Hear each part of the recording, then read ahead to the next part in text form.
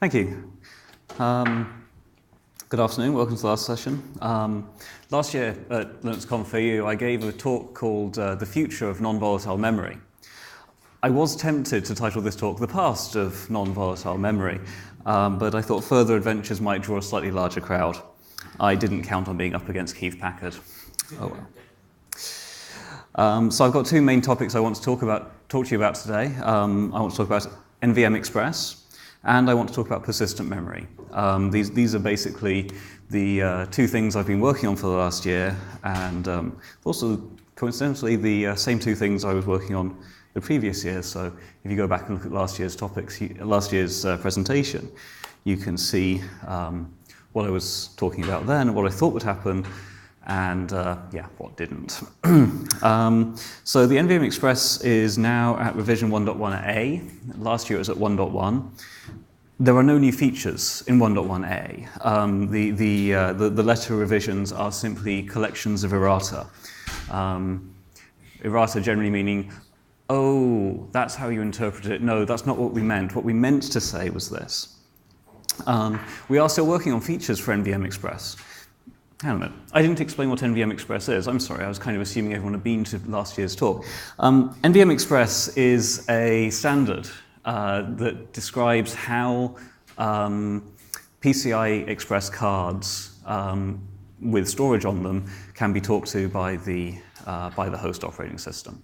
So if you buy a PCI Express card with some memory on it, with any luck, it will talk the NVM Express protocol. Lots of vendors have come out with their own proprietary ways of talking to storage. Some of them emulate AHCI, some of them have their own proprietary interfaces, some of them emulate SCSI.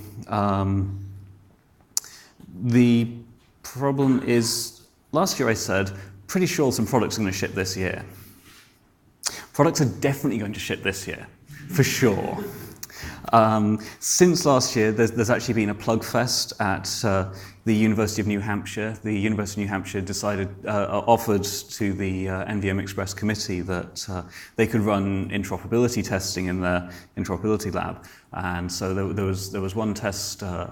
There was one plug fest last year, and there's going to be another one in February.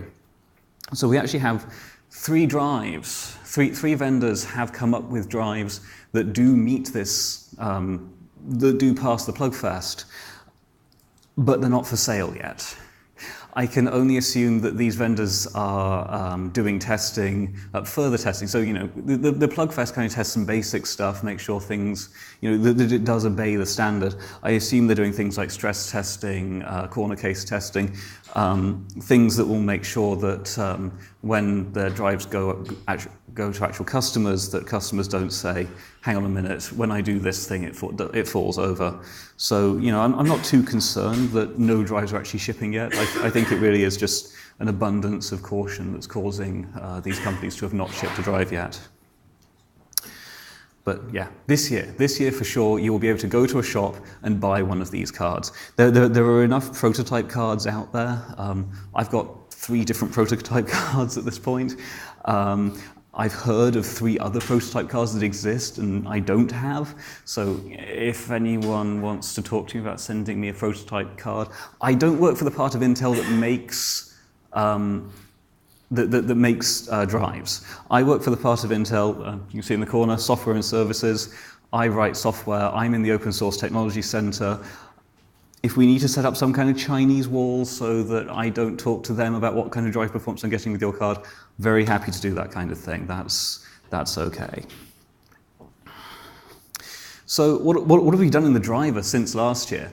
I'm actually kind of embarrassed. I went back and looked at the changelog, like what changes got committed since last January. Last time I talked to you, this group of people. I'm embarrassed that discard wasn't in already at that point. Discard, of course, is the way that the file system can tell the drive, hey, I'm not using this range of blocks anymore. You don't have to take account of that when you're going to do wear leveling. I don't know why this feature wasn't in, but it wasn't. We've fixed dozens of bugs. Most of the commits have been bug fixes. Mostly, corner case kind of stuff, things that didn't show up in my initial testing. People are doing more stringent testing now, and that's really good. And they're sending me patches, and I'm integrating them. A great new feature is SCSI emulation. So there are some applications out there that send raw SCSI commands down to hard drives, and they kind of expect them to work. They do work for serial ATA cards. There's something called SAT, the SCSI to ATA translator, that does the translation between a SCSI command and an ATA command and sends it down to the hard drive. Well, we've got very much the same thing. We've now got 2 implementations of SCSI to foo conversions in the kernel, and so the third person who comes up with a SCSI to something translation is going to have to make it all generic, because right now they share absolutely no code at all. We've added a character device, so you can now talk to a device that doesn't have any partitions, any namespaces attached to it. So that just kind of a control, hey, execute this command, like maybe you need to update the drive firmware. Well, you can do that without actually having to talk to a particular partition of the device. You can just talk to the entire device. You can't do I/O to it, but you can send control commands. We've added partition statistics. This is something we would have got straight out of the block layer if we were using more of the block layer, but we bypassed most of it, so we have to roll this kind of stuff ourselves. We have support for metadata. If, for example, this is like T10 diff or DIX information. If you want to send CRCs for every sector, we now support that. That's awesome. We support multiple MSI messages. So when you're getting an interrupt, we already supported MSIX. One of the vendors decided they didn't want to implement MSIX, they wanted to implement multiple MSIs instead. This is a poor decision on their part, but it is cheaper. I do understand why they did it. I explained to them my reasons, they explained to me their reasons, we agreed to disagree, and I took their patch. We've actually got some nice little speed ups in, mostly around corner cases. There's not really been a whole lot of speed ups in terms of like regular IOs, but things like, oh, the drive has gone bad and we need to tear down all the queues now happens much, much faster. We can do suspend and resume now. Originally this wasn't a very high priority because this is really targeted at servers, right? How many PCI Express cards really get plugged into laptops or other things that get suspended and resumed? But it turns out people actually do want to suspend and resume servers after all, so we added support for it. Hot plug, again, very major, important feature. People like to be able to hot add and insert NVMe Express cards, and we now support that. One I just added recently, more partitions. When I created the driver, I said, 64 partitions per namespace, that will be fine, nobody will need that. And then I talked to and then our database team got hold of a sample. And they said, how many partitions does it support? And I said, oh, I think quite a lot, maybe 256. And they said, well, after you create 64, it stops working. I thought, oh, right, oh yeah. I went back and looked at the code. Yeah, 64, that wasn't enough for them. They needed more partitions than that. Databases.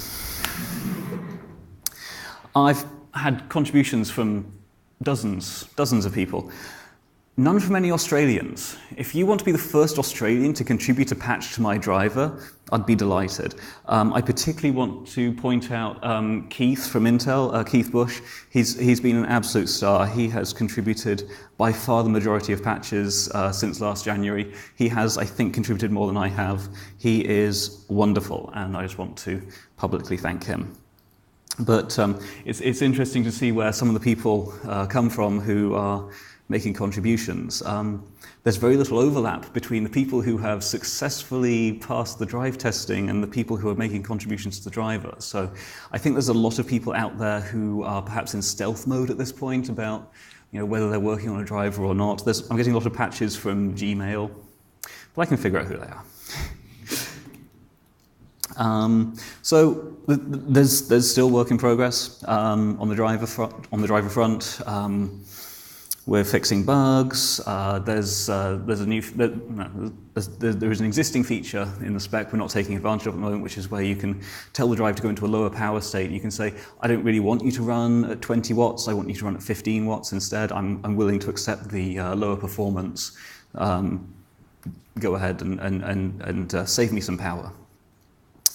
There's a guy who is working on scatter-gather list support. So this is a new feature in 1.1. It wasn't in 1.0. It's a more flexible way for the host to specify these are the memory addresses I want you to write to. It is more flexible. It's also less efficient. So I'm iterating with this guy on making sure it only gets used in cases where it's a clear advantage. I've had patches to support block multi-queue. This is a new feature in 3.13 where so the NVM Express driver plugs into the block layer at a very high level in the stack. It takes a BIO pretty much as soon as it's been created and sends it down to the drive. There are people who feel, and some of them are in the audience, that we should allow things like merging of BIOs that are going, if you get 3 requests to consecutive sectors, that those 3 should be merged rather than being sent out as 3 separate commands. Having seen some performance numbers, I'm a little bit more inclined to agree with them than I once was. Linux has some interesting I/O patterns on occasion.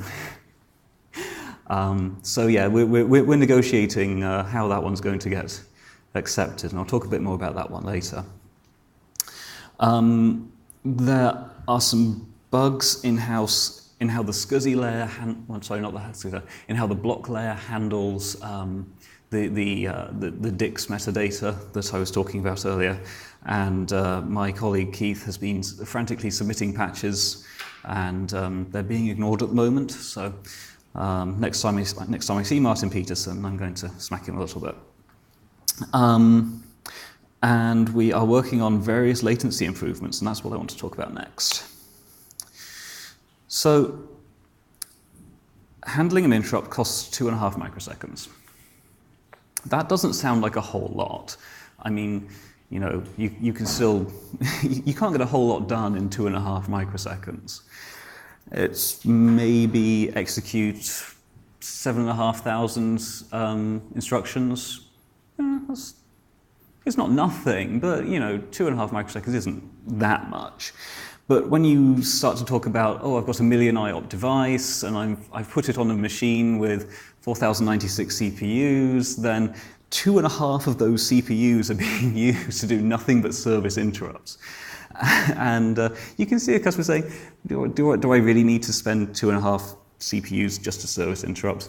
Well, no. We have a couple of different options available to us to improve that. One is that we can use interrupt mitigation. This is built into the spec, has been since before 1.0 was released.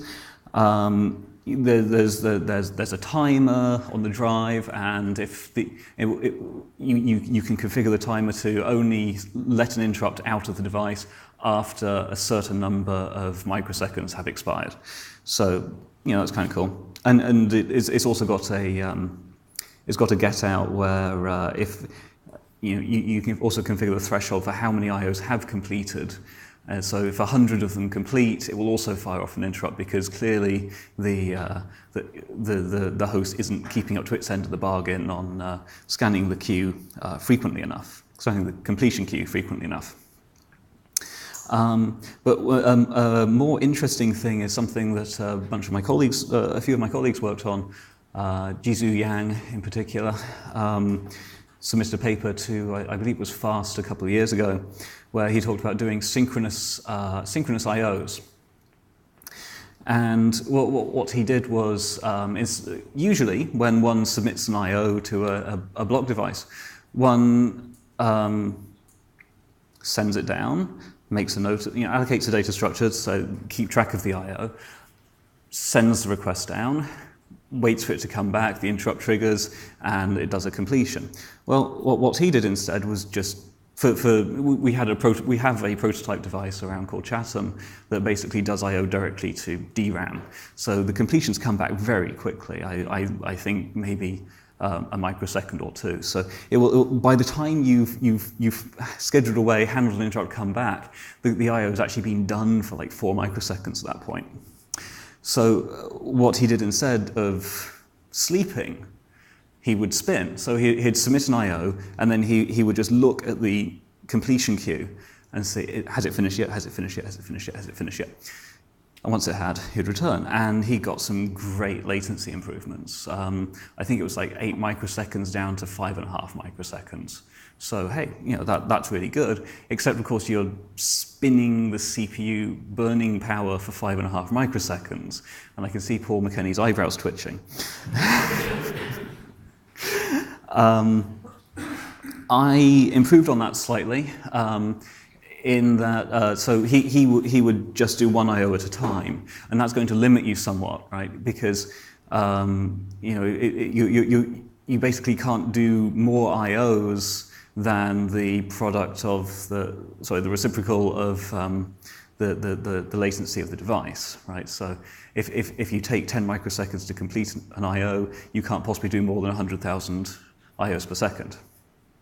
So what I did instead was I changed, I left the I/O being submitted asynchronously, but at the point where we would choose to sleep, waiting for the I/O to complete, I instead started spinning. So that lets us queue up a whole bunch of I/Os, and then when we were going to sleep anyway, choose whether to sleep or to spin. And this was implemented as a callback into the device driver, so the device driver itself could choose, could look at the state of the queues, is there a lot of I/O already queued up? Oh, you're probably going to have to sleep anyway, so just go ahead and start sleeping now rather than spinning. Or the device driver could say, well, I'll spin for a microsecond and then I'll go to sleep, to kind of limit the amount of time spinning. So I sent a preliminary patch out and it got some pretty good feedback. That was June. And I need to address some of that feedback and submit a new version of the patch. But we haven't seen any we haven't seen any NVM Express devices yet, so I'm not feeling a whole bunch of pressure to make the second or third generation of them perform at their absolute best. So that's speeding up the completion side. Can we do anything to speed up the submission? Well, we're already doing a pretty good job of speeding up the submission compared to SCSI or ATA. These are the data structures that get used to describe an I/O during its journey from the file system all the way down to the hardware. You've got a page in the page cache that describes, hey, this is the memory we're going to be, let's say, writing. You've got a buffer head that describes the sectors we're going to be writing to. Then those get combined into a struct BIO that describes this is the memory and these are the sectors we're going to be writing to. In the SCSI driver case, we then bundle a whole bunch of BIOs together into a struct request, and then we transform the struct request into a struct SCSI command, and then we send the SCSI command down to a driver, and the driver creates its own data structure to describe the command and sends it off to the hardware.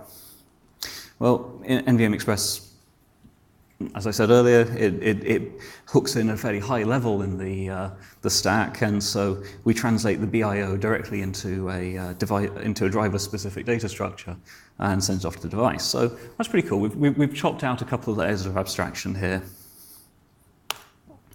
but we can do better. And I wrote this code on the plane on the way here, and it worked. I've actually been working on this for a couple of years now with the help of my colleague Keith. We resurrected it recently, and we were kind of playing with it and sending patches back and forward. It's like, yeah, it's good, but it's not quite right. And on the plane on the way here, I had an epiphany, and it all got so much simpler. But I've done away with a driver-specific data structure. I've done away with the BIO. Like, what is this black magic I have done here? Well, it's a new concept I call page IOs. So I added a read-write page function pointer to the block driver operations. So at the point where the code would normally start to construct a BIO, it says, hey, is there just one page here? Am I going to put this one page into a BIO and send it down? And if it is, it says, well, I can skip that. I know how to read or write a page. I just call bdev read page or bdev write page. And actually, I think the more important one, because I added this to mpage.c, so it works for DD and so on, but I think the more important place I've added it is the swap code. And that's because the swap code, normally when we think about swap, it's a bad thing, right? You generally don't want to swap out stuff that's in use. Okay, that's true, but part of the reason that swap has such a bad reputation is that swap devices are actually pretty damn slow, right? So you're trying to avoid the you're trying to avoid this slow thing, but if you speed up the slow thing, perhaps you don't need to avoid it quite so much anymore. I mean, a lot of these devices are pretty fast. I was just talking about a device that can complete in a microsecond or two. Okay, it's a fake device, but maybe we'll have some real hardware in the future that can do that kind of thing. I mean, an enterprising person could today go out and build themselves a device. There was a PCI device like 10, 15 years ago that had a whole, had gigabytes of RAM on it. And Texas Memory Systems, I'm being told, built such a device. Somebody could build such a thing, and if it spoke NVM Express or indeed any other thing, and the device driver implemented this read-write page, it could be very, very quick. So do those support multiple pages in a single bio? I'm being asked whether this supports this thing supports multiple pages in a single BIO. It does not. I'm being informed that it needs to. So the idea here was to avoid doing any memory allocation at all. So for each page, it would do a separate I/O, and that seemed like it's going to very heavily depend on the device whether that's actually a good trade-off or not. I think there's a whole bunch of tuning and investigation work needed here. And you'll find that various file systems actually currently create BIOS that hold multiple pages before they call submit BIO.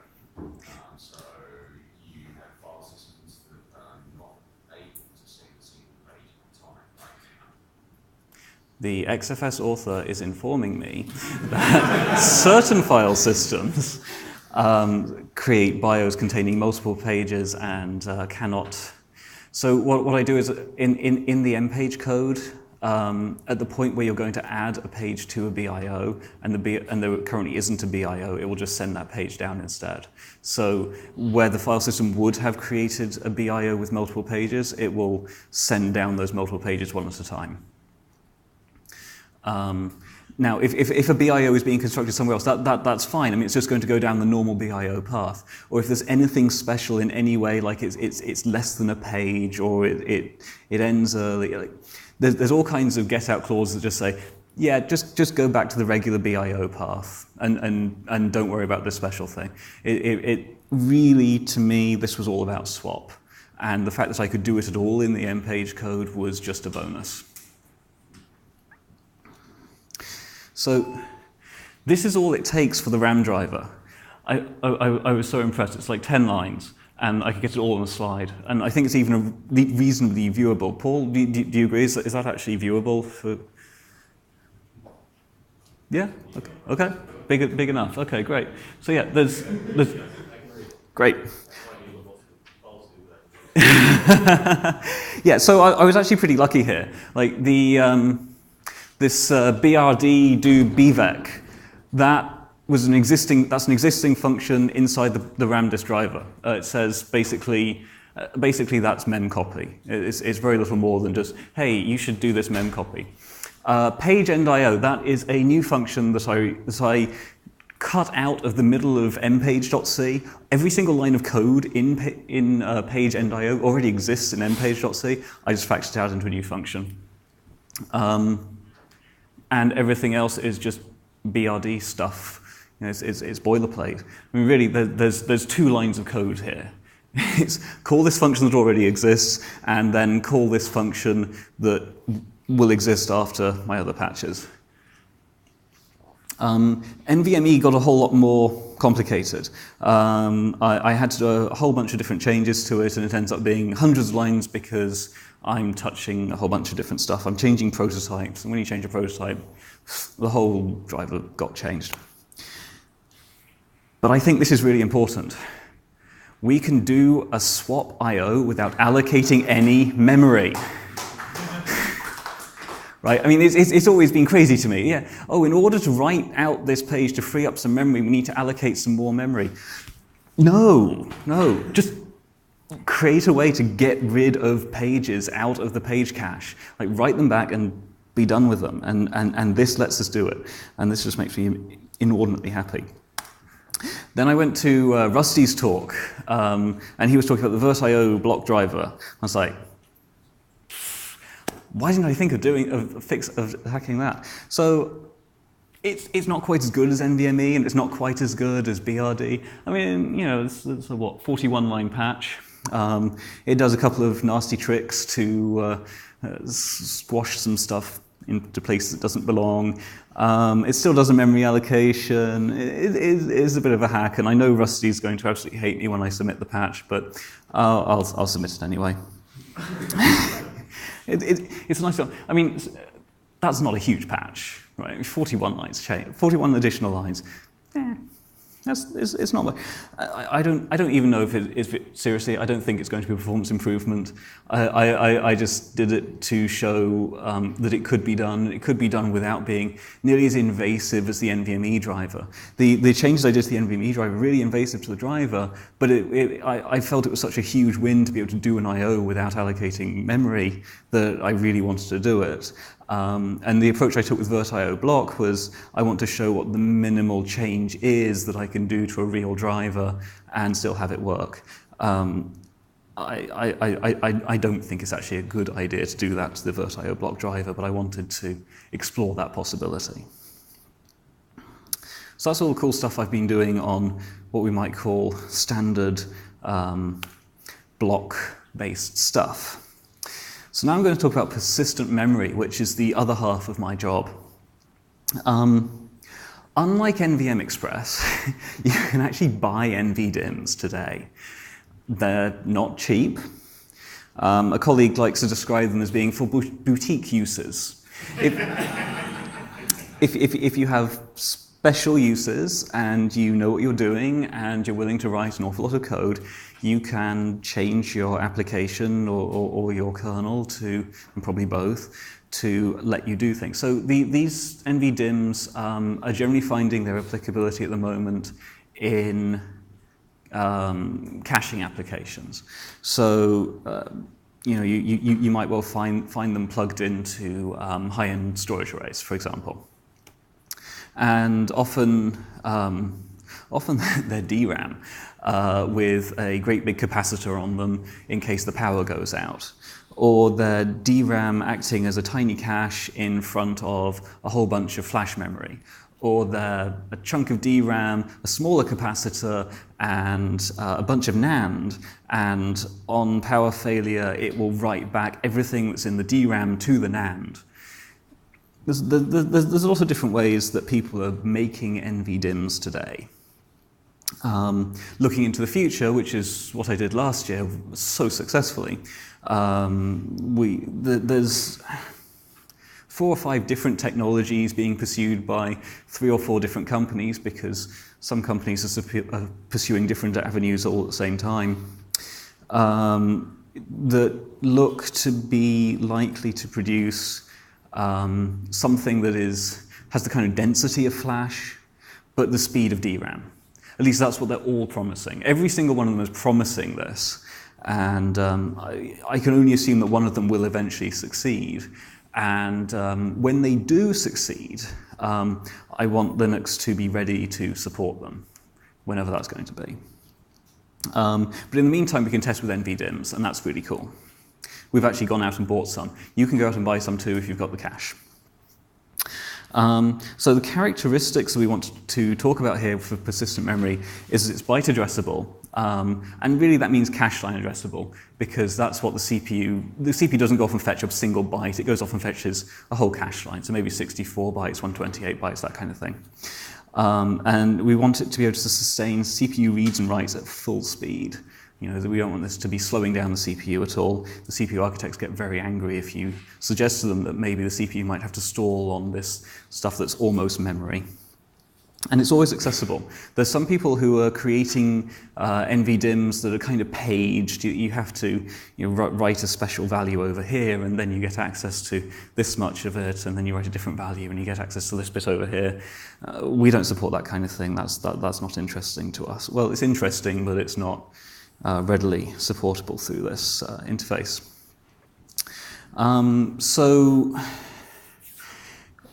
Intel Labs gave us this file system called PMFS, and it's really pretty cool. It does all kinds of really interesting stuff around modifying stuff in place, and it's got its own journal, and it knows that cache lines are this big, and when it's going to modify the file system metadata, it goes and it copies bits here and copies bits there, and it's all really pretty cool stuff. But the problem is that they're very clever people. They know an awful lot about the CPU, and they know nothing at all about Linux. They would do things like take an RCU read lock and then take a mutex. Paul McKenney is shaking his fist, let the record show. Has anybody suggested they run LockDep? These are labs people. They don't really care about whether it's usable in the real world. They're very much interested in promoting their research interest and then moving on to the next project. In fact, they've already moved on to the next project, and they threw it over the wall to us.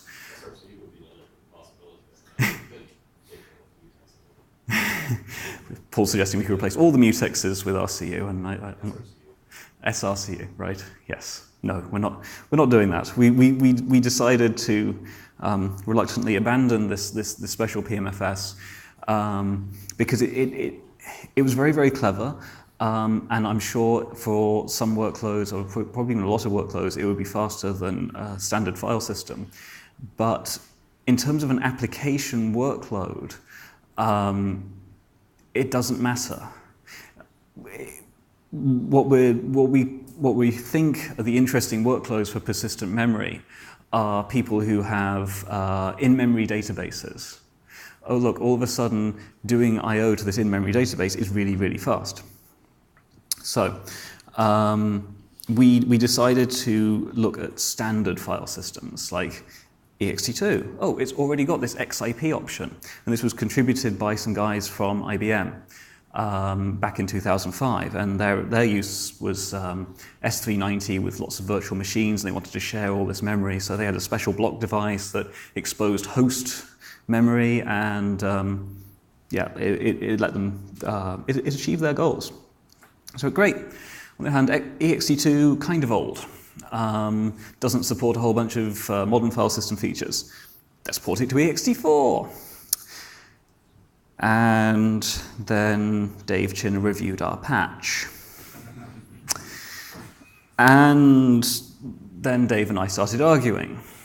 And because there were so many bugs in the ext2 code, we started talking past each other. So I thought he was talking about this bug that I'd spotted, but he was actually talking about this other bug that he'd spotted, and he hadn't spotted the bug I'd spotted, or vice versa. So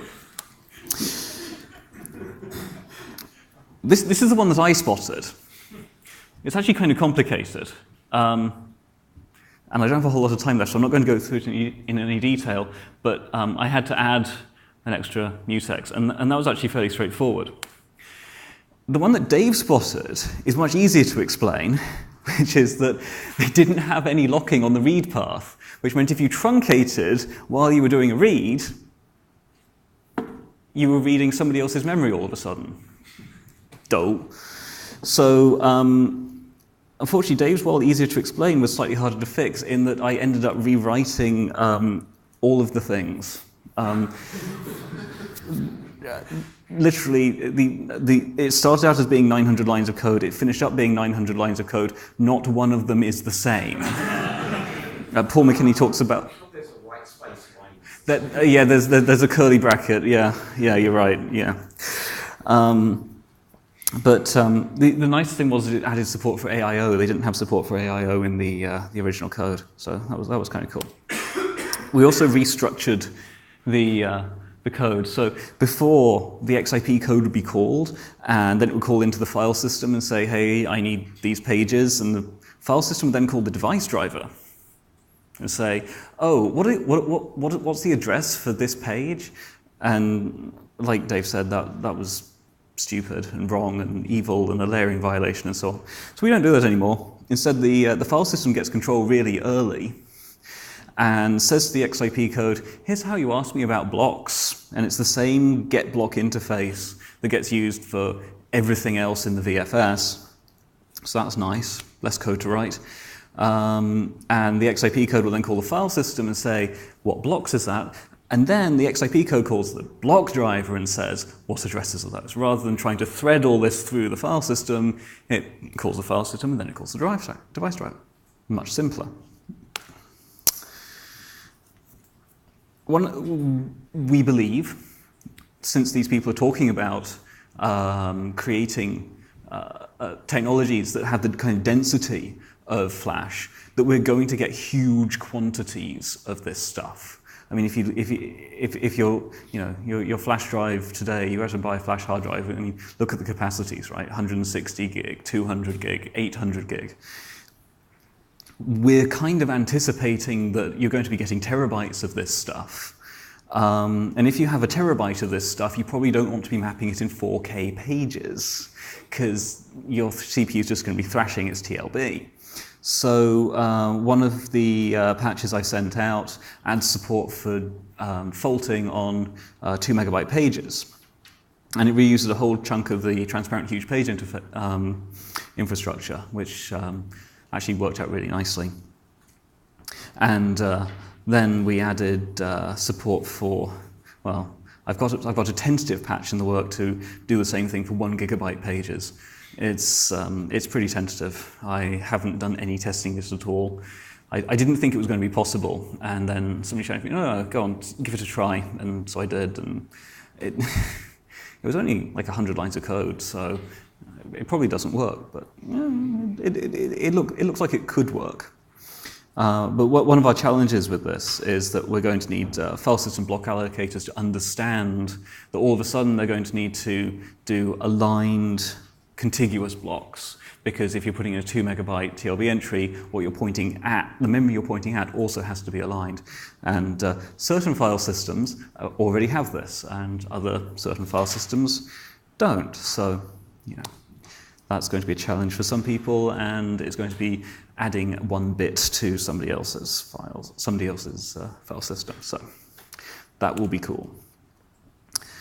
There's a whole bunch of stuff, but what I really wanted your help with was we really need a better name than XIP, because this really isn't about execute in place, it's about I don't have a page cache.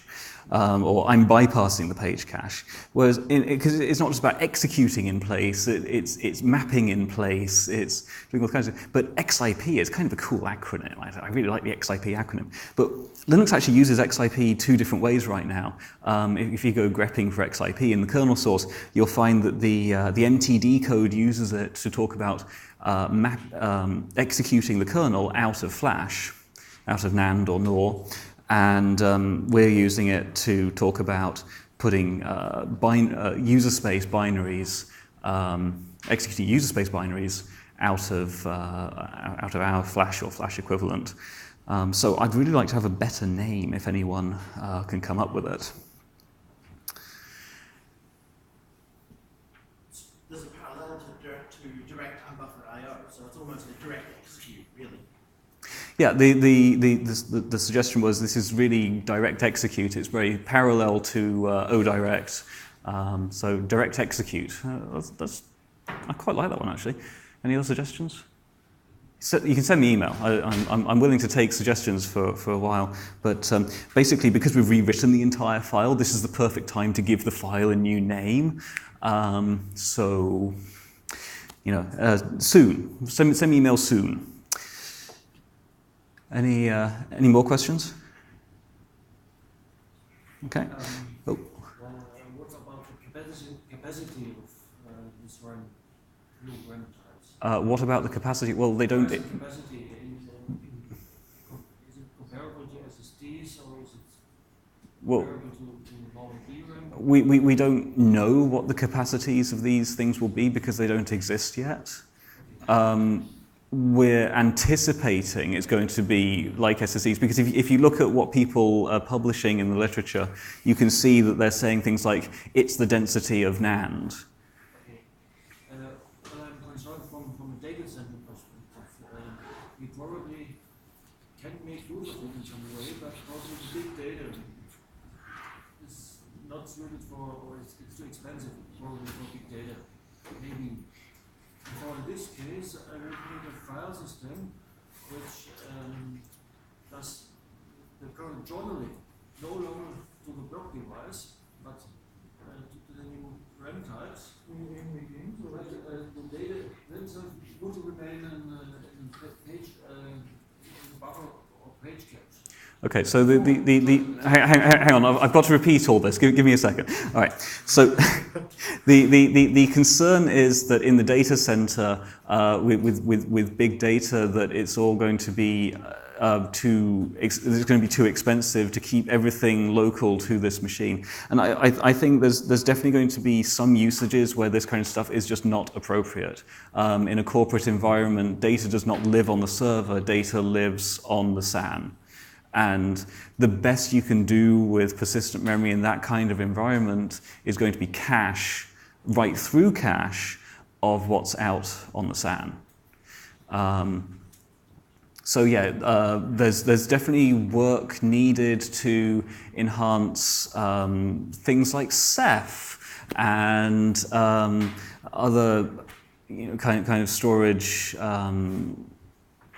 file systems and so on, that there's a lot of work to be done. I mean, I have some of it up on the slide. Like maybe a persistent page cache is the way to go. So when you reboot, everything that was in your page cache beforehand is still in your page cache. That could be really interesting. That's because if you install, the page cache will not be gone. It's the difference before, and this is a very very interesting property. Because I think this is crucial for performance. Yeah, absolutely. It is critical for performance because there are.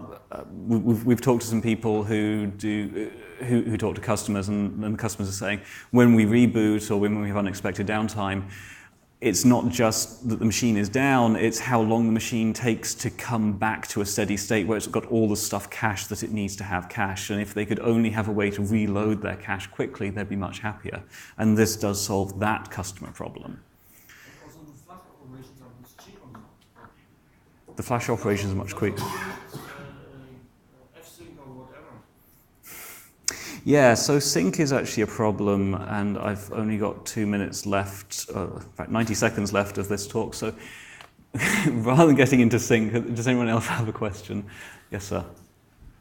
One specific point, hibernation. At some point, is any of this going to get closer to the way it was with some of the older machines being like, you turn it off, and then when you turn it back on again, it's just the same thing, it's just next cycle?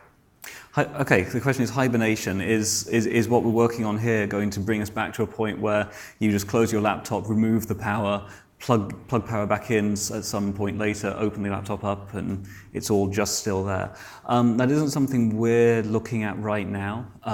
We still see a difference between this persistent memory and volatile memory. We still think there's a use for volatile memory in the computer system. I think there could well be a use for doing faster hibernation. But I don't think that we're going to get to a point where you just remove power and then you start the CPU again from the point that it left off. We think people probably are still going to have to reboot. But it could quite happily make for faster hibernation because you don't need to save those pages off to disk before you remove power, but you've still got to do the restore state step. Anyone else? Yes, sir. How does this compare to the current sort of transparent caching with PCI Express SSD cards, like SAN ones? How does this compare to the current transparent caching with PCI Express? Basically, we can use it for this. I mean, we're going to expose this stuff as a block device, and you can use it just like a PCI Express block device. It's just way quicker. So for existing applications like databases which use ODirect, will it be possible for them to use XIP even for normal devices? So what I mean is XIP going to replace ODirect in some way? Is XIP going to replace ODirect?